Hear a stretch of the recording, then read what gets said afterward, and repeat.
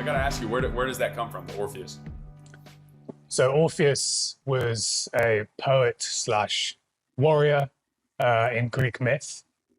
He is most famous for going into hell, going into Hades to find his wife, Persephone, and I think it's Persephone, and bring her back, basically. And Hades agreed to let him take her on one condition, that Orpheus wouldn't look back at any point to see if she was still following him through the darkness.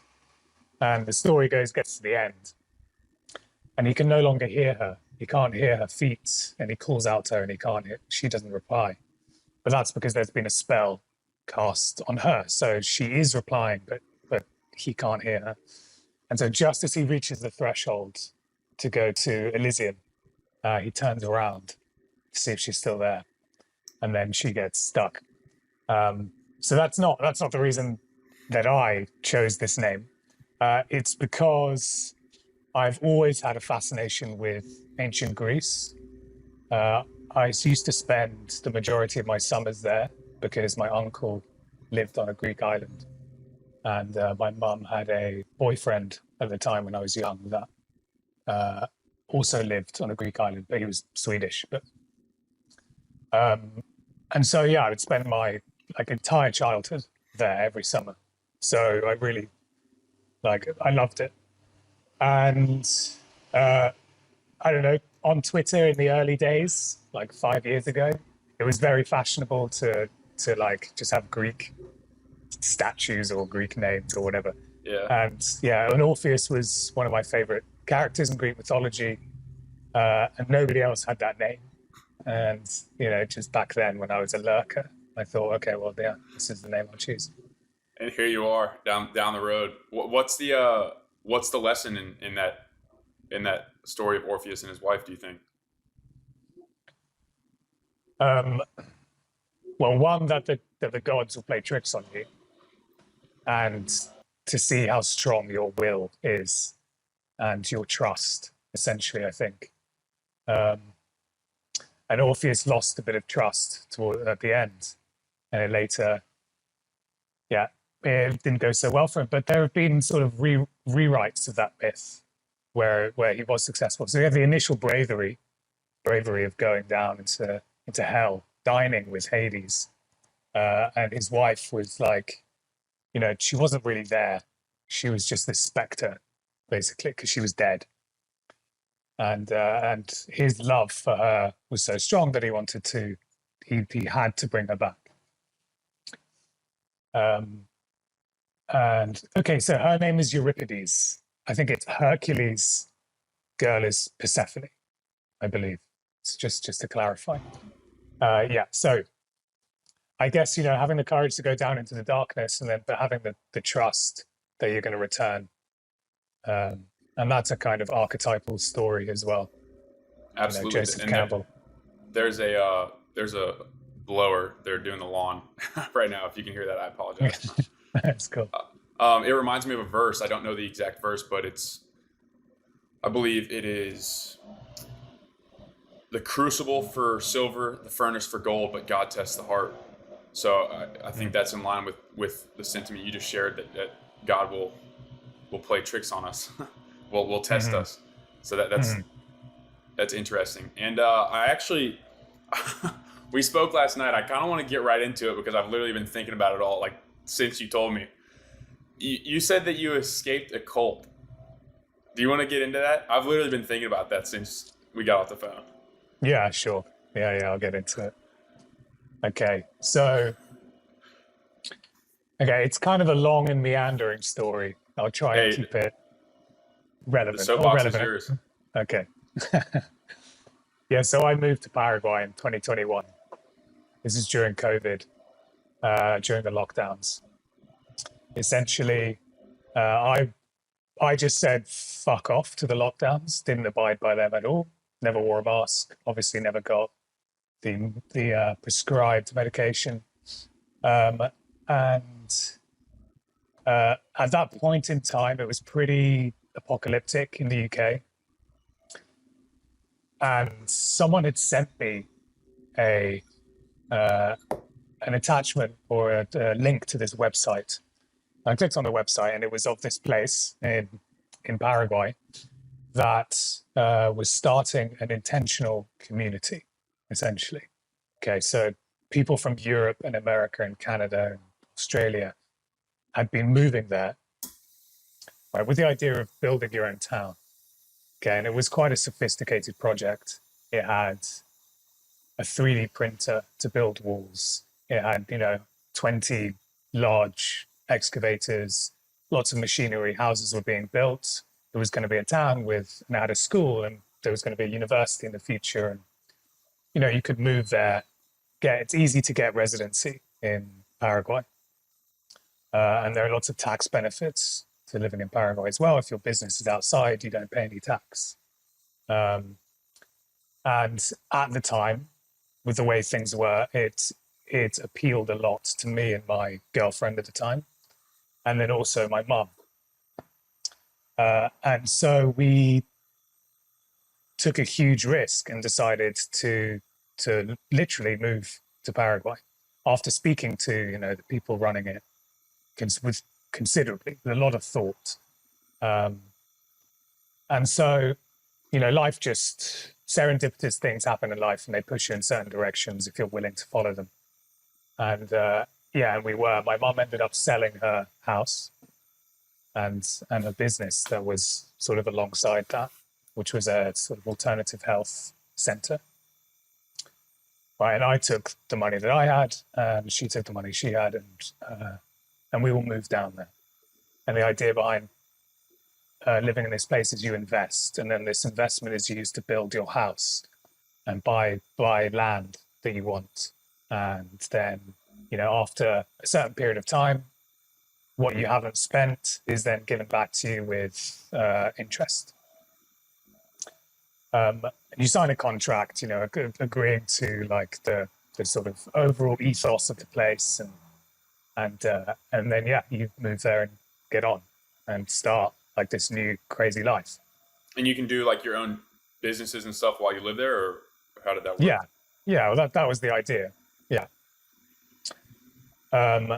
Or you can carry on work. Say, like a lot of people who moved there were already working online, Gotcha. in some respects, and it appeared to be very sophisticated. It wasn't like a commune for hippies or anything like that, but everyone was of a similar mindset, which was like, I'm not interested in being micromanaged by the government. That clearly doesn't have my best interest. So we moved there and was really excited to begin with. And then I started working in construction because there was a Canadian company that had a particular type of build, and they were invited to move down there and start building. And I worked for them as a subcontractor. And I built a prototype house with them and then went on to build a hotel. So I was managing this project because they All eventually... on that same property? Yeah. Oh, that's okay. Gotcha. And it's a Sorry huge to interrupt. property. No, it's good. These questions help to make it clear. It's a huge property, 16 square kilometers. Oh, wow. Yeah. And it's run by a company, essentially. So the founders formed a company. And with that company, they were running a construction project, but also ranching cattle and growing food. And were the founders people that y'all knew, or were they anon? Well, we knew them through speaking to them over Skype, and then obviously they lived there. So, okay. Yeah, so they were there. Were they American or British? So 2 of them were Austrian, and 1 was Argentinian. So you had these 3. Okay. Mm-hmm. And I'll try to not interrupt. I'm just curious. No. These questions clarify it because it's a pretty insane story. Everything seems hunky dory, everything's good. Wow, what a great opportunity to like build your own town. How cool is that? Not have to get fucked by the large dick of the law the whole time. So that's what it seemed like, at least on the surface. That is a hilarious phrase. I've never heard that before. So I started working, and as I was working, I discovered certain things that just didn't add up, didn't really make sense, and I'd been feeling this way for a little bit because I was looking around. I was like, this is not how I would do certain things, and okay, what do I know about starting a community? But like, you can think about it and come Sure. to your own conclusions. And I just put it down to, well, it's a very complicated thing. There's obviously these different faceted elements to this community slash enterprise urbanization project. And as such, like, who am I to think that this could really be done better than it is? So then I started working, and I discovered corruption, mainly based on like the prices of materials coming in compared to then what they were sold to by the company to the settlers who wanted their houses built. And the price inflation was unbelievable.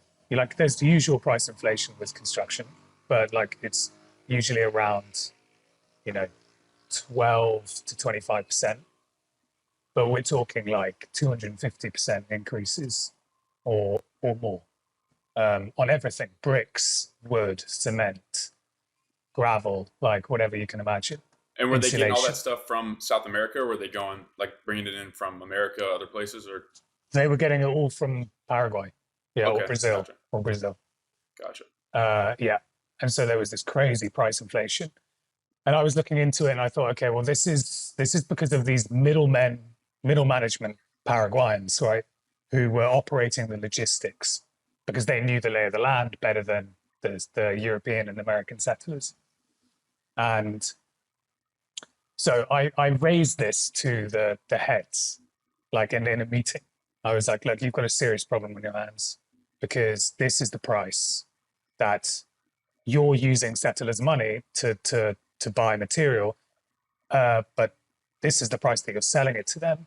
And that's because you're being informed by these middle management guys that this is the price that it should cost, when in reality it's a lot cheaper. So you're not only screwing yourselves, you're screwing all the settlers who have given you their money. And so, I just assumed it was those middle management guys taking the cream from the top of every transaction. After a while, I came to the conclusion, that, okay, this is not just the middle management, this is going all the way up to the top. And various things informed me of why that was the case. And like, I was in a sort of cognitive delusion for a while, where I was like, I don't want to believe that this is the case, because one, I've got too much skin in the game. I've literally moved here, invested all my money. My mum's invested her money. Like, the fuck. Anyway, there was no other option after a while. Came to the conclusion that this is what's going on. So then I had to formulate a plan, essentially. And for about 6 months, I became this double agent. And this was extremely stressful. So I was working, I was continuing building, whilst at the same time accumulating evidence of malpractice, corruption, bribery. And it's all like, I'm in the process of a legal situation now, so it's all speculative. Okay, I wanted to make that clear. But the speculations are, political bribery, money laundering, potentially even drug trafficking. Speculation. uh, and obviously no names. I'm not going to say any names, but it became evidently clear that this was the case for me. Okay, so I had to come up with a plan, because we were like, we can't be here. Now I know that this is the case, we just can't be here. So, but we need to get some of our own money back in order to move out and continue to live while we sort this mess out. And this is when the whole place started to take on this very cultish vibe, because the energy, like, people were aware something wasn't right anymore. But the three heads were sort of master manipulators. Two of them used to belong to the Scientologists, and they were kicked out of Scientology for being crooks. right? And it's pretty hard to be kicked out of Scientology. Most people leave of their own volition, you Yeah. know, but they were excommunicated from the Church of Scientology. Yeah, that's an outlying group to be kicked out of. Like it's already pretty far out, and then to be on the far end of that group, that's a little sketchy. Yeah. And just to give context, there's like 300, 250 families, 300 people living here, you know, and it's functioning, semi-functioning like a proper like town. There is a shop and a bar and a school, and people are working in construction, but also lots of Paraguayans are working. And then, so the third head is this Argentinian guy who sort of pretended to be a Jesuit priest, when in reality he's a literal gangster. And like he looks like a gangster. He's like fat as fuck. He wears this big white fedora, you know, like smokes like 150 cigarettes a day. And Based. Yeah, don't put him on Twitter. He might get a following. Right. And just like they're incredible manipulators. And I would meet with them almost every day to talk about how the projects are going, whatever, in the business. And it got to the point when I was being this double agent where they would just lie to my face because they don't know that I know. They don't know how much information that I've been accruing. And so like they would just be lying to me straight up, and I would have to pretend to believe them. And then I would like sort of join in on the lie and try to like extract more information out of them, you know, because they like to talk. Yeah. And it's funny how that works. Sorry to interject. It's funny. I feel like many people will openly tell you the truth if you're willing to listen. Yeah, yeah.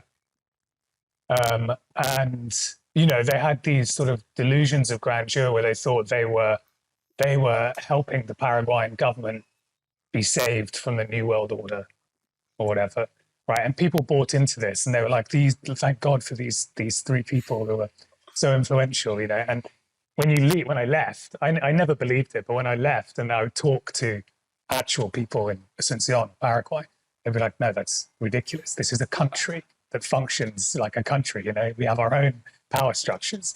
You think these people are capable of influencing the power structure of our entire country like this? No.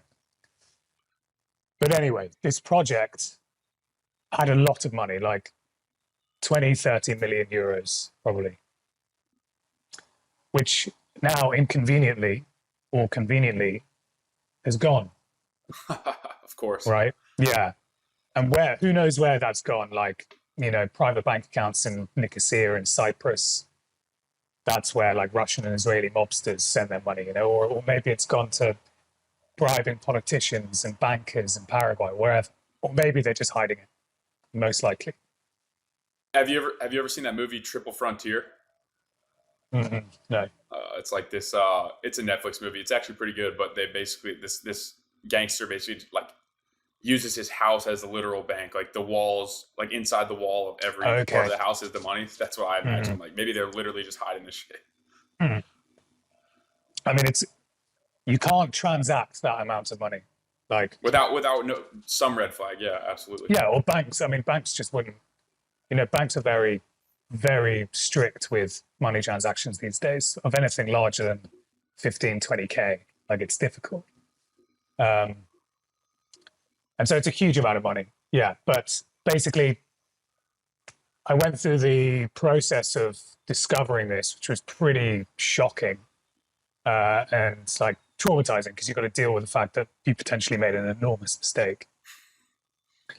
And then I had to figure out what to do. So I became this double agent, came up with a plan. We had to leave, basically. And the plan was to build my mum's house, right? And usually the way people build is it's all done with it in-house. Like it's all done inside the company. They have their own builders and workers. And basically they just give you a balance sheet and they say, this is how much of your investment it costs. Can you please sign? But there is a clause which says you can use your own subcontractors, providing that you pay 15% to the company. So I said, seeing as I'm in control of this type of construction, I'm going to get all my own outside contractors and build the house. So we started the foundations, and we eked it out over time. Like just digging holes to Yeah. pour the concrete into the foundations until I'd figured out exactly how we're going to get out of here. And there's armed guards on the gates walking around. Like settlers have been sort of pitted against each other, where like some of them are like Gestapo spies informing on others, and then if you get informed upon, you get taken into the big house to have a tribunal, and they might take your guns away from you, and like really, it got really sketchy. Yeah, it's Like the Salem witch trials. I don't know if you're familiar with those in America. It's like, you're a witch. No, you're a witch. Okay, well. Yeah, got really hairy, and it's like the big three would just be constantly lying, and they had their like 7 dwarfs around them who would sort of like make sure, try and persuade people to believe what's going on. And people are stuck, and people are still stuck there. Like lots of people live there still, Today? but they can't. Yeah, but they can't. Let me interject real quick. So you said there's armed guards and stuff. Like, it's not one of those places where you could literally just, hey, mom, girlfriend, we're just gonna head out. See y'all. It wasn't like Yeah, that. you can. But they would be like, where are you going? Where are you going? We'd be like, I don't know, the next town or whatever. Yeah. So you can leave, but to come in, if your name's not, or if you're not a settler, or your name's not sort of been approved, you can't come in. So it's a closed barrier, basically a closed community, which was all for our own safety, And perhaps in a certain way, that's true. All these wealthy, in comparison, Westerners living in Paraguay. But you later find out that the guards aren't there to protect you. The guards are there to protect them against you when you find out what they've been doing. So we build the foundations slowly, come up with a plan to leave, right? And then it gets a little bit out of control to the last point where I'm like the morning of us leaving, I'm like still meeting with the bosses to discuss like the progress, and for them to give me cash, which I then pay the subcontractors with. This is the deal that I've made, right? And they're giving me my own cash. They're giving me my mum's cash as well. And like I would pay a little bit to the subcontractors for the amount of work that they were doing, and then just store the rest of it in preparation. And then, down to the last morning, and it was ridiculous. I was incredibly hungover, I seem to remember. And this is gone because something happened the night before. There was like a bar fight, and I wasn't in the bar fight, but I had to break it up.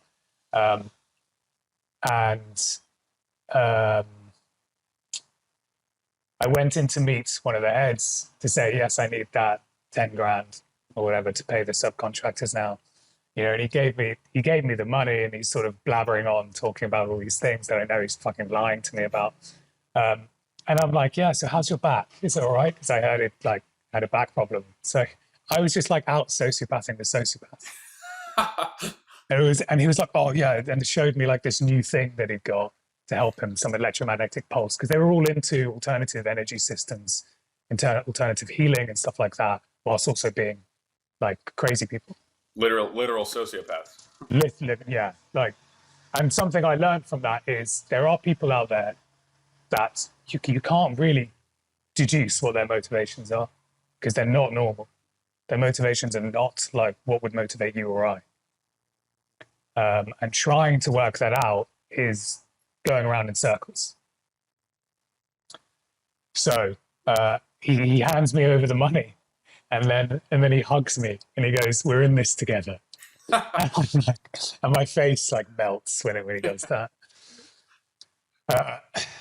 So then, I leave, and then in the cover of darkness that night, we pack everything into the shipping container that we took with us from England, and then we leave like in the middle of the night,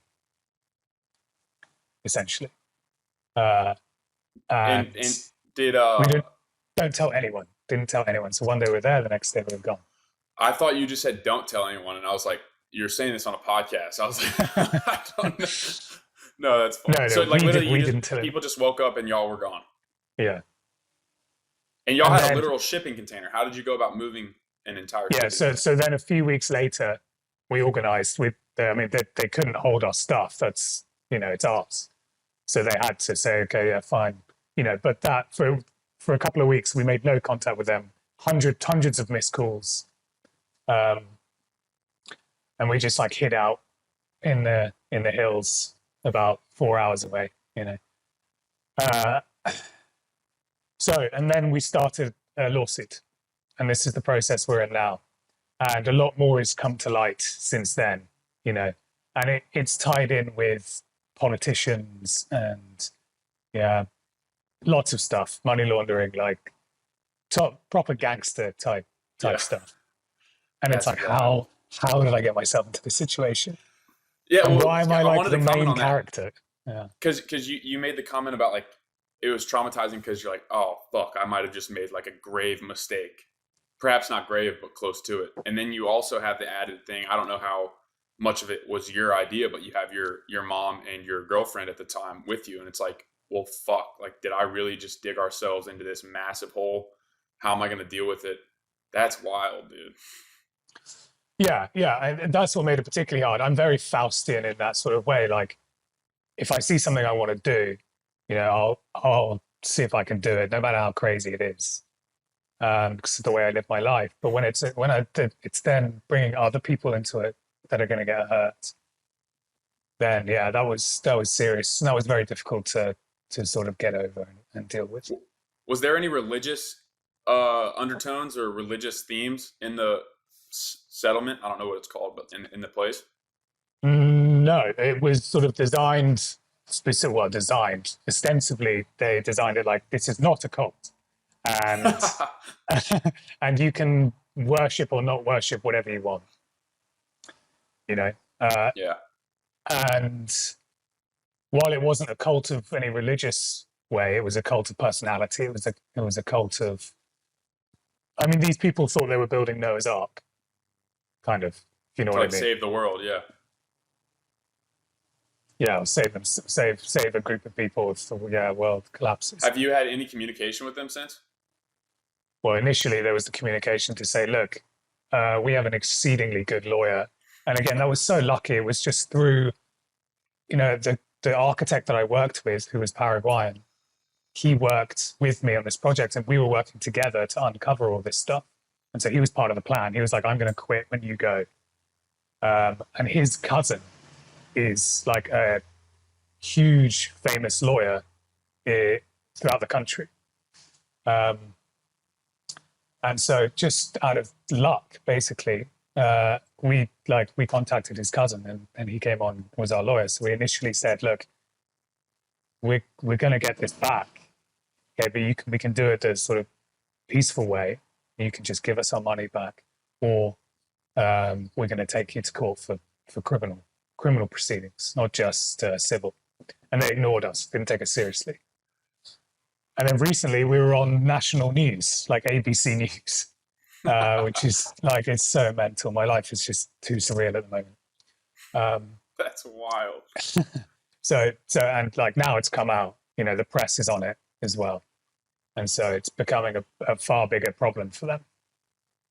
So we're going to see what Rightfully happens. so. Yeah, rightfully so. We're going to see what happens. But What's it's been very intense.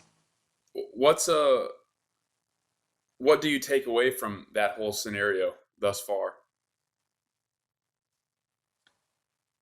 Okay, so at one level, I've got a very good understanding now of how to build communities.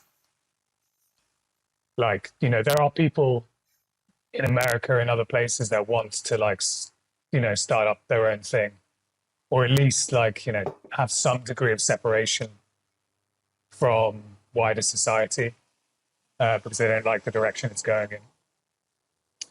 So I've got a good understanding of how that works, what not to do as well. Which has been helpful and useful. But I would say the personal development that's been the biggest. And that's what led me on to doing coaching now, because you you really come to realize what's important and what you're made of when you essentially lose everything, which is what happened. Um,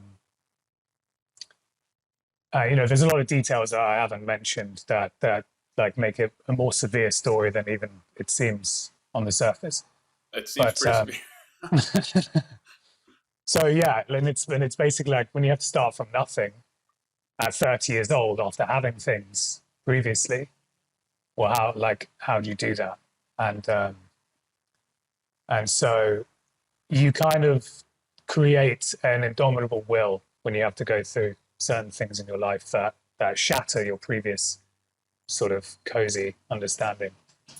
Were you on Twitter while you were in the settlement? Yeah, I didn't. I couldn't write. I couldn't do anything. Yeah. Like I just the mental space wasn't there. Yeah, you were probably spending it on being a double agent. Yeah, The it was pretty stressful. Like I would wake up in the morning and just throw up sometimes. are you sure because you're hungover or No, no, I'm kidding. because That's yeah, funny. The I mean, dude, I don't even know what to make of that yet. I need to like process because I totally understand, dude. Me and my buddy literally this morning we're texting. We text all the time about like we have this sort of idyllic vision of like a communal ranch. Literally like yeah, not that, but it's just like a ranch where like me, my family, and my friends that are aligned with me live near each other. And it's like yeah, I don't want to say eerily similar to what you just described because I don't envision like a cult leadership, but it's funny how it makes sense to me that can turn into that really quickly. So it's probably an incredibly delicate, very thin layer of ice to be walking on. yeah, yeah. That's a good way of putting it. I mean, it's But one thing to build a neighborhood, and it's another thing to build a town. yeah, It needs to be done in stages, and you need to be around people you really trust. And I think we're going to see more of that, like people doing their own thing in general. But I'm sure there'll be crossover with the blockchain and technology and whatever, and how that's going to help inform these uh, autonomous communities. But it appears that's the way things are going to go to some degree. you mentioned the blockchain and like the whole premise of crypto, Web3, whatever is essentially decentralization, like DeFi, decentralized Mm. finance, and all that. Do you foresee a world where there is quite literally a battle between a centralized force and like those trying to decentralize? I don't know if it's like an actual what we would think of as a war, but do you see that being like a distinct separation? Yeah, I think that separation it's already there if you can perceive it in the correct way. Um, there's definitely the battle between the centralization of power and then people wanting to do their own things. Brexit was a big sort of superficial example of that. The UK not wanting to be part of the European Union, so because they were having things dictated to them from people with no relevant context for their lives, and so there was no congruence. It didn't fit. And I think, yeah, we're going to see that more and more and more. I think to take on the Leviathan or the beast, the machine, is a very, very challenging thing. Most people are not going to be able to or want to do that. So they would rather create something parallel. The Brexit move, that's kind of I'm an American. You spent time in America. Um, that's more or less what you just described was a less exaggerated version of the Revolutionary War in America. No taxation without representation. It's like you have no context. You're not actually a part of our lives over here. So we will sever that tie. The umbilical cord will be cut. And I'm curious because I don't perceive UK as a country that would be comparable to revolutionary America or young America. Is as somebody who spent time there and was born there, if I'm not mistaken, do you? What is the vibe in Britain overall, like or Great Britain? Like, is it more of like a? I'm trying to think of how to say it. Like more of like a liberal society where they're kind of trying to be that centralized, or are they really? Is there like a mass movement to try to decentralize as a whole? No, there isn't a mass movement. It's a very liberal, um, beaten down society in the UK. Brexit was similar to the election of Trump, was a big surprise. And maybe you could say similar to Trump, although not quite. It hasn't really materialized in the same way. You know, most people's reason for voting for Brexit was because they wanted less immigration. Okay, but since Brexit, Britain has had like record immigration levels year on year on year. So you know, it's kind of a changing of the guards. It's just a superficial like appeasement rather than actually anything that is significant. Yeah, changing of the guards is a good analogy there because it's like the same forces in a different uniform, maybe. Mm-hmm.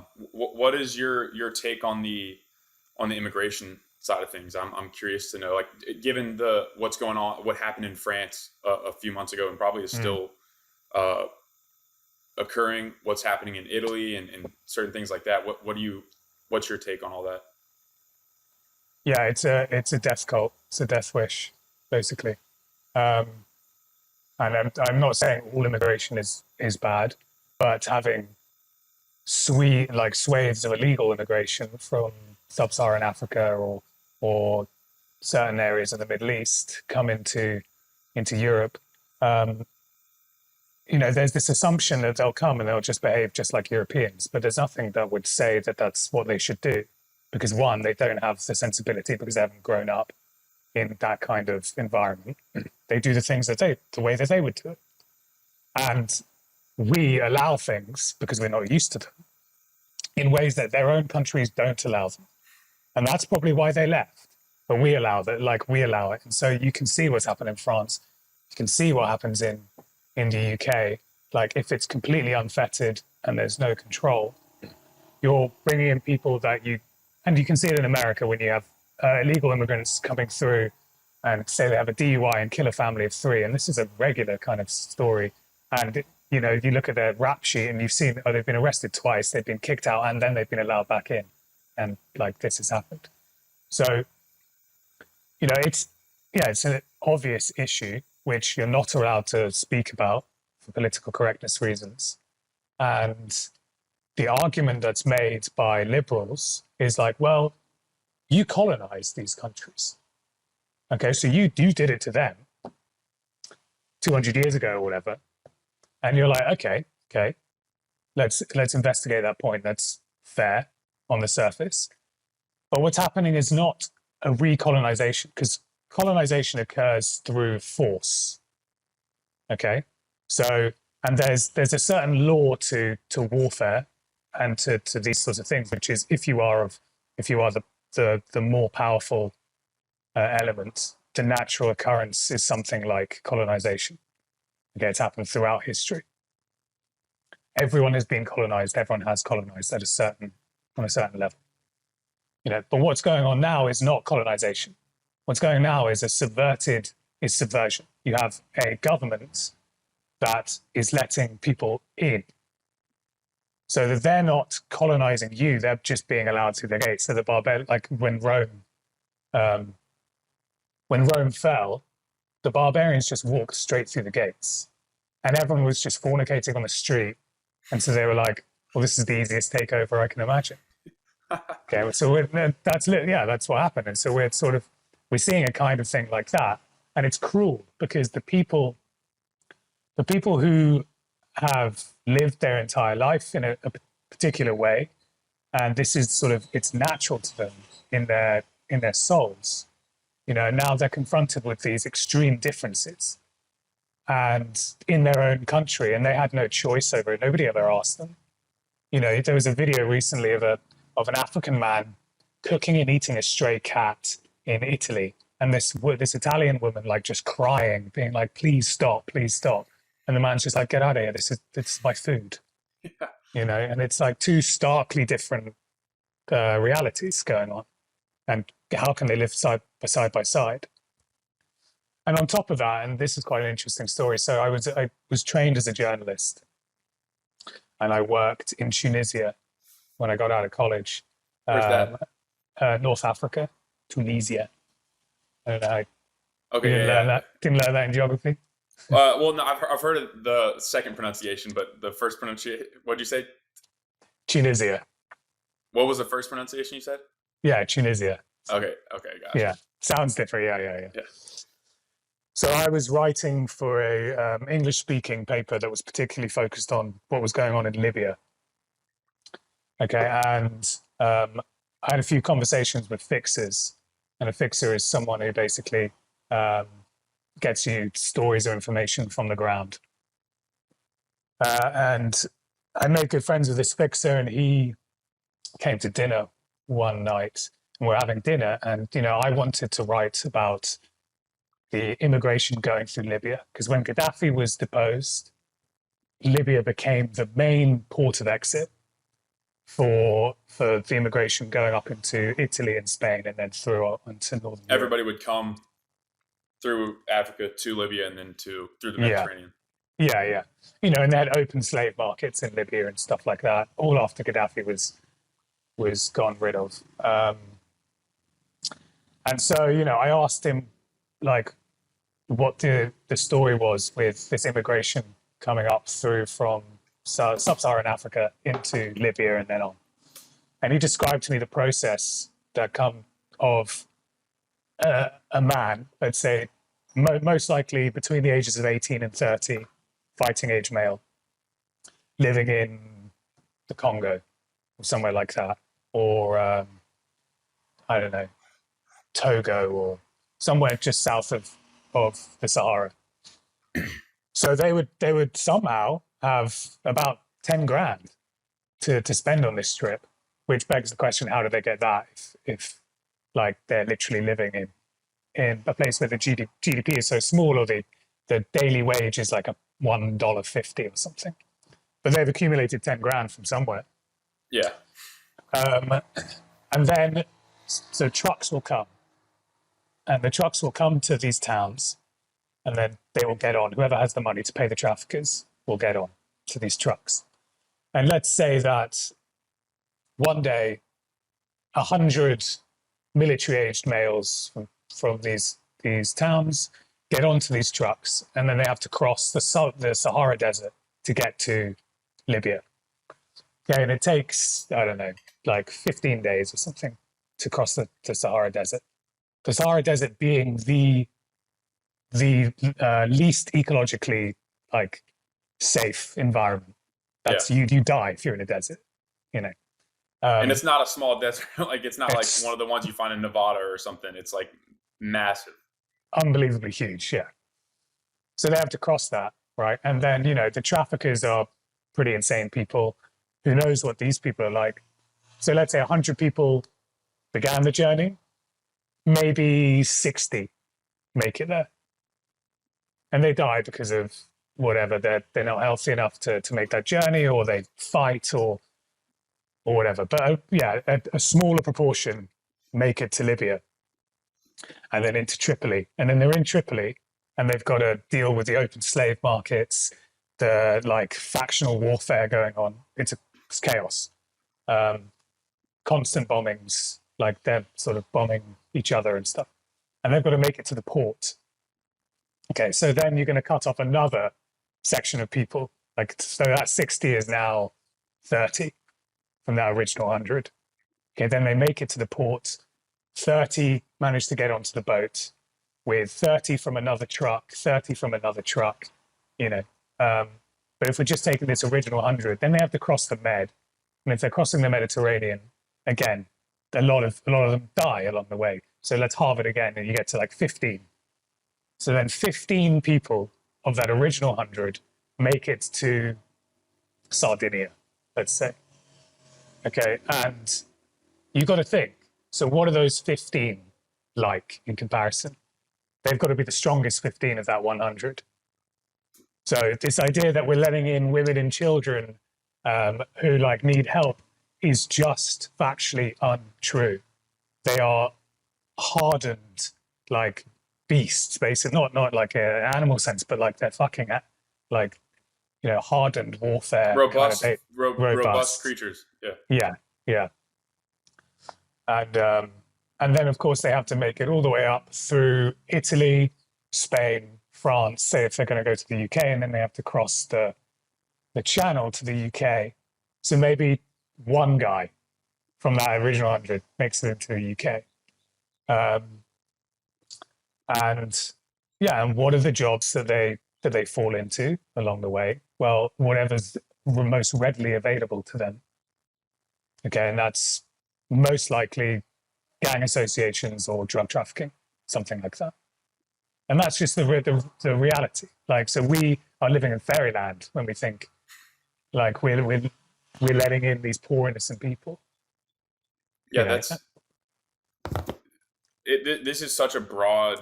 I mean, it's literally global. I have a interesting perspective, I think, on globalism, I guess, or global politics. I don't believe that we are hardwired. I think that the evolution of society has far outpaced the evolution of our physiology. And I believe our physiology is still that of tribes. Tribes no Yeah. bigger than 150, 200 people max. And over time, we've globalized everything. So it's like we've tried to make our tribe bigger, bigger, bigger to a first it was literally just a tribe, like your band of people. Then it was, okay, now it's a state or a territory. Okay, now it's a nation of hundreds of millions of people. Now it's like this global tribe. And I think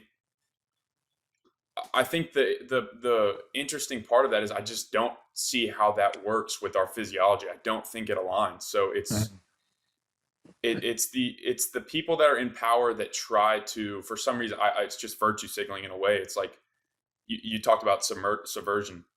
It's literally like they are either completely ignorant of their own physiology or the evolution of the human species, and they're like willingly letting people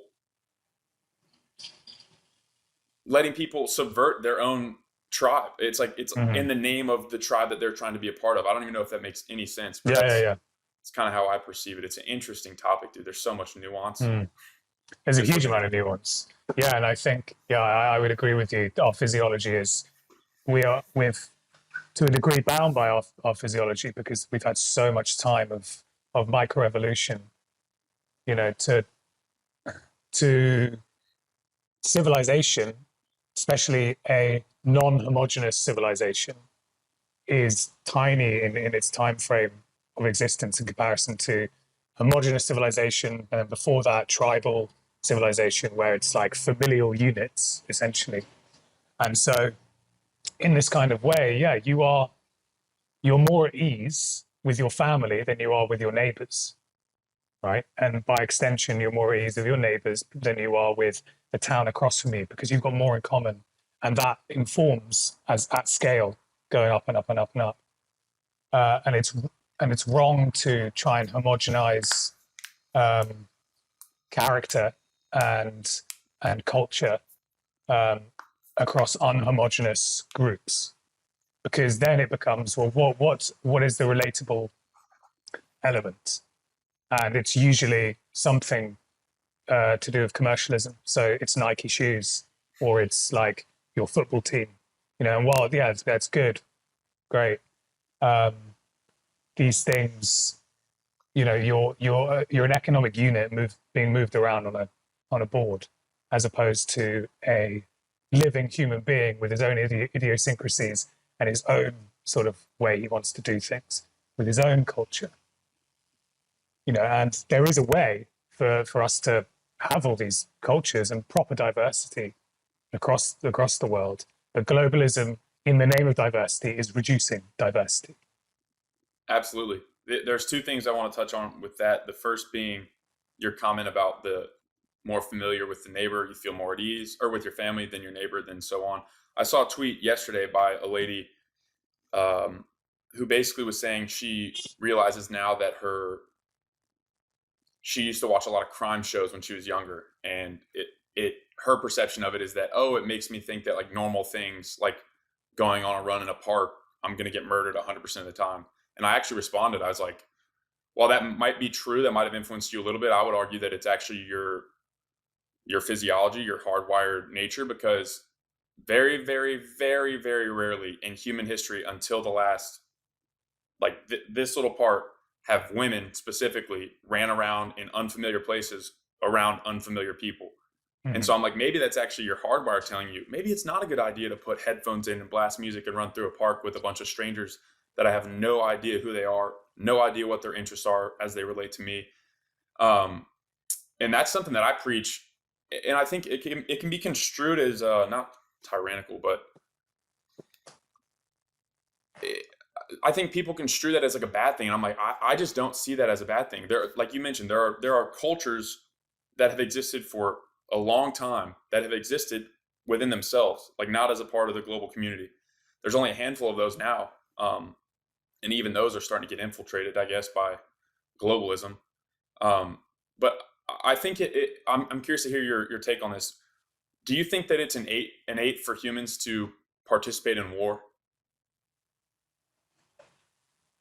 Uh, yes, I do think it's innate. Yeah, I and do. we simulate it I through sport and fighting and stuff. I do too. Yeah, exactly. I think it's something that human beings and nature in general, like you see, lion, like the nature is aggressive and it's cruel and it's a battle. And I feel like this is one of those examples that I was referring to about our society evolving much quicker than our physiology and becoming disaligned or Mm. misaligned. Um, we've tried to take, and I don't know if this is right or wrong. Like I'm not speaking on that. I just am trying to look at it from like an objective lens. I think we've tried to take that part of our humanity away, and in that way, that's because if I said, "Hey," I tweeted about Chief Joseph today. So, hey, Chief Joseph, a chief of the Nez Perce tribe in Northwest America, who was an absolute savage, fought tooth and nail against the Americans as they settled.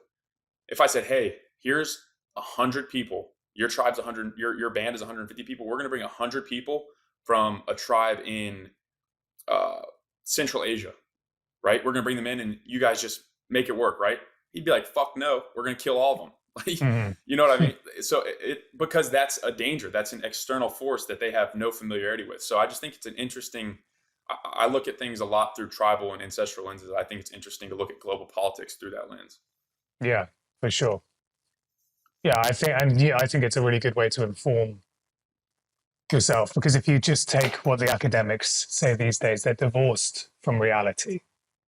You know, that's why in London we call them the North London liberal elites because they live in a bubble. They, you know, they're the ones who write the dissertations and they're the ones who like write the Evening Standard, which you get for free to read on the tube when you go home after work. You know, telling you that this is what your morality should be like. Um, when in reality, like warfare is innate, and the idea that it must be, and I don't advocate for war. I've never been in a war, so I like there is a certain horror to it that I'm not familiar with, but I'm aware that it's beyond what you can imagine. However, in this battle between freedom and security, you know, the righteous man chooses freedom every single time. Um, and like Thomas Jefferson said, if you give up freedom for security, you deserve neither. Oh, that's good. Yeah, and so like what was written on this might be a bit conspiratorial, but what was written on the Georgia Guidestones was, reduce the global population to 500 million and live in perpetual peace. The idea of perpetual peace doesn't fill me with like warm feelings. Yeah. Like I don't like the idea of perpetual peace because there's no growth with perpetual peace. That's why if you look at warfare, you have the largest advancements during warfare. The age of the internet came out of the military advances from World War One and World War Two. For good or for bad, you get the biggest amount of advances in warfare. And so, there's a microcosm to that too. Like you have advances through your internal conflicts. And so we need internal conflicts in those ways so we can order that chaos and have growth because of that. The way that I just I totally agree. The way that I just thought of this is the more that survival weighs in the balance, the more we are willing to adapt, which in that adaptation is the growth that you're referring to. So for a tribe, to go back to that example, hey, I'm in a war with another tribe and they have horses and they're beating us. Okay, well, we need to figure out how do we use horses so we cannot die? And I mean, like you just mentioned, when there's perpetual peace, what the hell is there to adapt or grow to? And I'm reminded of a quote. I don't know the extent of the quote, but just an excerpt is basically, you get to choose a dangerous freedom or a safe slavery. The choice is yours. And like you just mentioned, I know exactly which one I would choose 100% of the time. And I think the issue is that a lot of people, in their heart of hearts, I believe that they would choose that as well, but they're led to believe by the North London elites and groups like them that that's not in their best interest. You don't want that. It's an interesting. Yeah. Well, even the North London elites, like, not to demonize them, like that's a group of people. That's more or less a tribe. Like, in their best interest is their best interest, just like mine and yours is. So I don't think that's an often demonized part of humanity, to look out for oneself and their immediate tribe. I see that as a good thing, frankly. I agree with you. I think it plays off the same thing. Like if you're in an aeroplane, and they're giving you the instructions of what to do, like if the oxygen levels fall, okay, they always say to you, put your own mask on before you put someone else's mask on. And it's like that. You need to deal with your own shit before you can deal with your friend's shit or whatever. You need to have accrued a surplus of energy, of free, like time, energy, money, whatever it is, to allow you to freely help other people without needing anything in return. And so it's like that on an individual level, but then it's like that with groups as well, because everything is a macrocosm or a microcosm of everything else. It's all in relation to everything else. And so, like, yeah, well, what's good for the family unit is good for the nation. Absolutely, but that's scary, because then there's a bunch of the reason that is scary to society as a whole is then there's a bunch of individual family units, and it's like, well, those are individuals. They might have different beliefs, which makes them harder to control, which makes the people in power less at ease. And I often think about this, the whole dichotomy of ignorance is bliss and knowledge is power. It's like, which one do you want? I don't know. It's an interesting question. Which would you choose? Yeah, knowledge is a burden that you have to carry around with you. It's like a rock. But it's just like you in the settlement. Actually, that's a perfect example. Yeah. You knew things that other people didn't know, and you knowing them literally laid a burden on your shoulders. Yeah, exactly. But I don't know. I would always be the person to choose the knowledge over the ignorance, because of, like we said, it comes back to growth again. And we do things for growth. Like every destination then reveals another path beyond it. We have this spiral of order and chaos, right? So we were at one time in a more ordered society than we are now, right? And then certain things get discovered or injected into the collective conscious. Like, let's take Einstein's theory of relativity. Okay, so this upturned the apple cart of the previous notion of what was true and what wasn't. So this created a new set of chaos in the world. But we can't go back anymore. We can't go back to that previous order. We have to always go forward and order the chaos that is now in front of us. And so the next one, if we're staying with this scientific example, would be quantum mechanics, and like the double slit experiment, and perhaps like how the observer affects reality and this sort of stuff. And this is going to throw our concepts into chaos again, because now there's a new layer of subjectivity that's being introduced, and physics is starting to reveal this. Again, we have to go through it, and we have to order that new level of chaos. So we need anchor points, and we need God, which is the greatest anchor point is God, in my opinion. So in order to develop, but we're going somewhere, we're either evolving or devolving. There's no stasis. Yeah, the I'm curious, what are your thoughts on entropy? Oh, I think, okay, depends how esoteric you want to make it. But I think is, I think entropy is a bug, not a feature. I think we treat it like a feature. I think that in our epoch or our age, let's say, entropy has become a feature that in previous epochs or previous ages, it was a bug. I think there's wisdom that we have lost now that was used in previous eras and previous epochs to cessate that entropy. And these are sort of the mystery schools of like antiquity, how to treat the energy body, and how to like metaphysical understandings of human health and stuff like that, that we are going to sort of find again and recreate. But I can't tell you why, apart from the lot of the reading that I've done. No, I certainly can't prove it, but that's my sense that entropy is a is a bug which has become a feature, but through a lack of a losing of certain precepts and understandings of how the nature of reality works. I've never heard it explained that way, and I agree. I think I agree. The thought that came to my mind in terms of like our epoch or our age is the Nietzsche quote, "God is dead," not because he does not exist, but because we've killed him.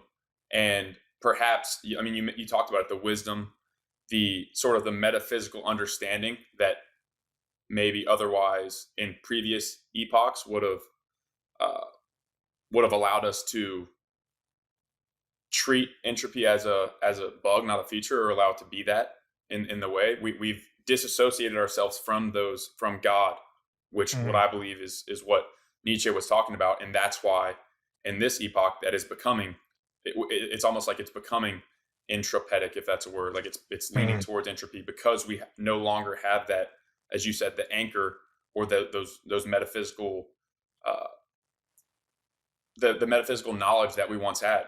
You know, like you think about literally. I mean, I keep going back to like tribes, but every tribe, every culture for a vast period of time worshipped something that was metaphysical. mm, Something. Sometimes it was a sun, sometimes it was a freaking cat, sometimes it was a tree. Literally something. mm, There is a vast majority of the human population nowadays, I believe, that worship only physical or material things. There's mm. no metaphysical connection to a lot of people, and so maybe that's where that bug then becomes the future. What are your thoughts on that? Yeah, I think that is because it's a frame of reference. So if their frame of reference is purely material, they understand the world in a purely materialistic sense. Well, of course, it's entropic because you can observe it, and you can observe entropy if your frame of reference is here, right? But if you've got a metaphysical conception, then it extends your frame of reference. And what you've got a sine wave, and at this point at the bottom of the sine wave, that's entropy, right? In this small like part of the graph, you extend it out and you see the sine wave comes back down and goes back up, right? And so that there's a continuity that is missing. So atheists they miss this continuity and they try to replace it with sort of scientific appreciation for that, which may or may not work, and informs their behaviors or whatever. But they're having a large scale frame of reference is probably the most important thing um, to understand why things happen in your life. Like in a short time frame, something might happen which ostensibly seems to be negative, but stretched over a longer time frame, you see that okay, that then it's been a net positive because without this, and this wouldn't have occurred for me to like be here where I am now. Okay, so in the same way, within one life, we have this different frame of reference. It is my belief and understanding and knowledge from what I've learned, that this continuity continues between lives. It depends where you come from. If like I believe in reincarnation, um, and I've spent a lot of time studying it because it's more complicated than is initially sort of understood. But you know, we have two different egos or two different souls or personalities. We've got a transient one or a present ego, and then we've got a permanent or immortal ego. Okay, and the immortal one goes from one life to the next. You know, and there's been so many people throughout history who've said they can remember their past lives. Children experience far more, let's say, mystical experiences when they're kids because they are sort of yet to fully be in one life, and they've still got the aftershock or the afterglow of their previous life. And so, yeah, when you can stretch your time or your frame of reference out to be more than just a single lifetime, you get more understanding for why things occur or what or why you do certain things. You know, so you can accumulate possessions for a single lifetime. You can't take those possessions with you when you die. You can accumulate traits, characteristics, and a deeper understanding of who you are. Again, this is what you carry with you into your next life. And this informs your next life. And then if you accumulate more of that, your next life becomes better because there's work that you no longer have to do. How do you believe that one cultivates that large frame of reference? So firstly, just Well, understanding that it's a possibility. let me actually add to that question because so how does one cultivate the large frame of reference in what I believe? Correct me if this is not what you believe. In a world nowadays that I believe is pushing people to shrink their frame of reference. In that context, A, would you agree or disagree? B, how would somebody cultivate that large frame of reference? Yeah, we're certainly being pushed to reduce our frame of reference. In Rosicrucianism or anthroposophy, this would be called the Ahrimanic deception. And it's essentially a way of thinking that that life and the cosmos is a purely mechanical construct that operates on predictable mathematical cycles. And if we are to view the world in this way only, we're leaving a lot on the table that in previous epochs or previous eras, they understood in a different way. So while there is the observable mechanical construct of reality, there is the sort of currently unobservable, but it can be observed in altered states of consciousness, or you can think about it and come to observe it in a more subtle way. The sort of metaphysical or spiritual energy or life force that exists behind the physical things that we observe. But can you repeat the question? Was how does one cultivate that large frame of reference? Okay. Well, firstly, coming to understand that there's potential, that there's the potential that this exists. One way to do it is through altered states of consciousness. So either through meditation or a deep fast or hallucinogenics or something like that. The difficulty with that is you don't make it conscious. It remains unconscious and you get these glimpsing experiences of the divine and of this perpetual continuity, but you can't really come to understand it. Are you saying that psychedelics or hallucinogens specifically, or all of those practices you just mentioned? Well, psychedelics more specifically.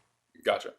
But even with meditation, you have to then make that conscious to fully appreciate it, because we are seated in our conscious mind. Okay, and what we want to do is marry the unconscious and the conscious. Okay, so we can live in that state of union rather than it being I'm in my unconscious mind when I meditate, and I'm in my conscious mind when I'm doing my daily life.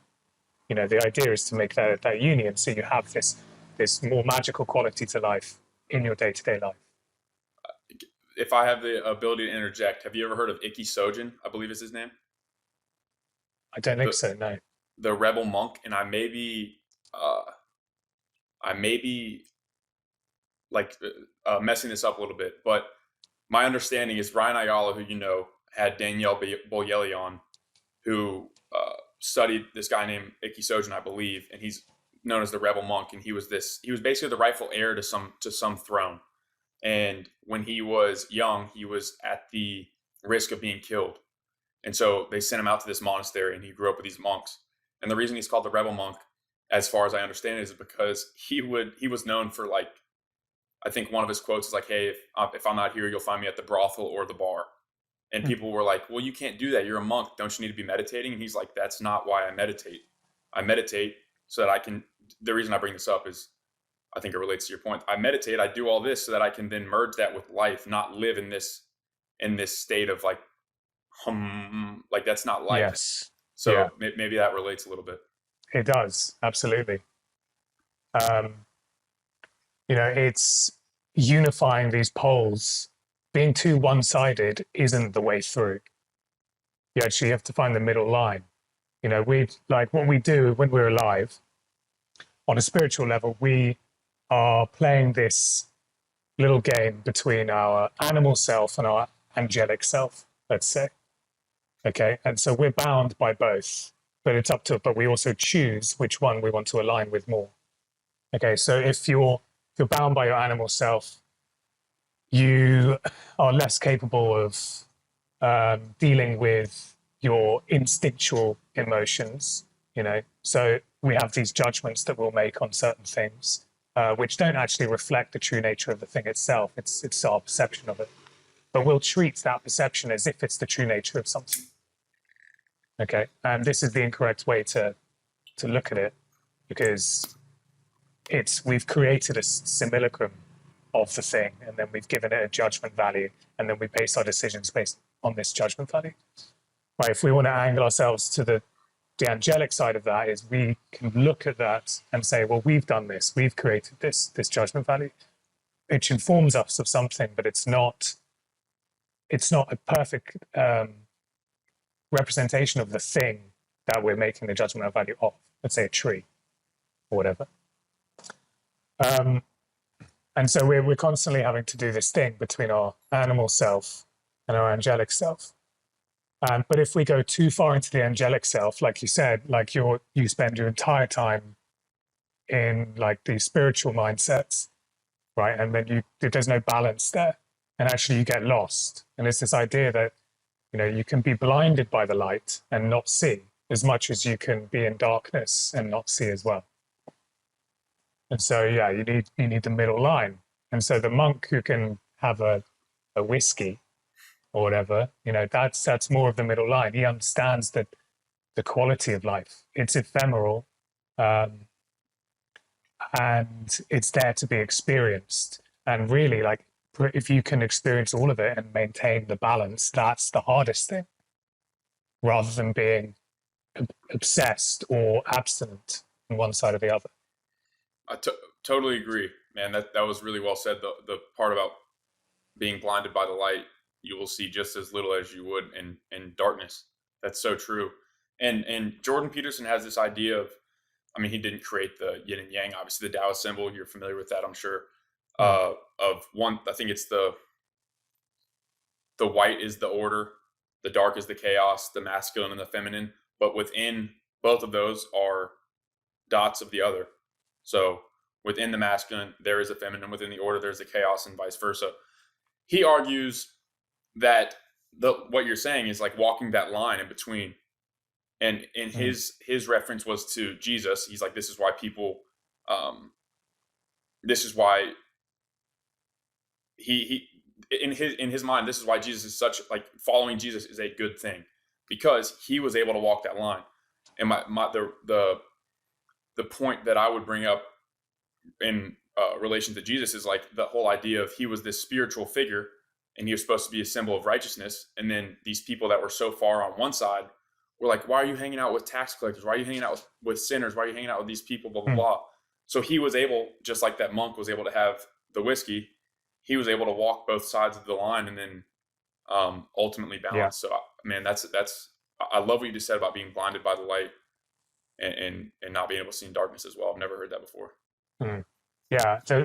The Christ is the unifying principle between all spirit and all matter. Essentially, the Christ fulfills that middle role. In sort of esoteric schools, that's the way it's seen.